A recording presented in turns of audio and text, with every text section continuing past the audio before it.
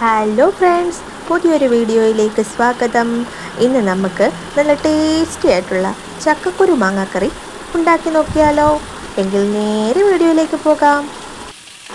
അതിനായിട്ട് നമുക്കൊരു 5-6 ചെറിയുള്ളി, 2-3 അല്ലി ചെറിയ വെളുത്തുള്ളി, 3 കൈപ്പിടി തേങ്ങ, അതുപോലെ 1 ടീസ്പൂൺ ചെറിയ ജീരകം, 1/2 ടീസ്പൂൺ മഞ്ഞൾപ്പൊടി എന്നിവ ചേർത്ത് നമുക്കൊന്ന് നന്നായിട്ട് ഇച്ചിരി വെള്ളവും കൂടി ഒഴിച്ച് കൊടുത്തിട്ട് നന്നായിട്ട് പേസ്റ്റ് പോലെ അരച്ചെടുക്കാം.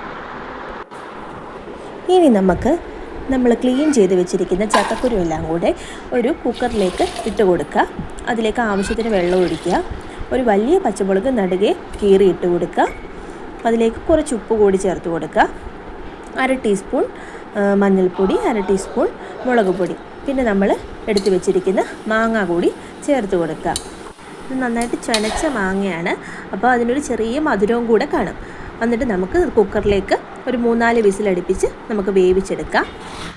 ഇനി ഇതിലേക്ക് നമ്മൾ ചേർത്ത് വെച്ചിരിക്കുന്ന അരപ്പ് നന്നായിട്ട് മിക്സ് ചെയ്ത് കൊടുക്കുക. ഇനി അതിലേക്ക് കടുക് പൊട്ടിച്ച് താളിച്ച് ചേർത്ത് കൊടുക്കുക.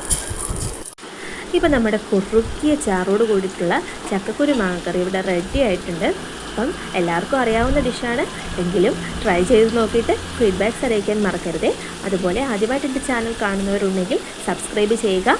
അതുപോലെ ഇഷ്ടമായ ലൈക്ക് ചെയ്യാനും കമൻറ്റ്സ് അറിയിക്കാനും മറക്കരുത്.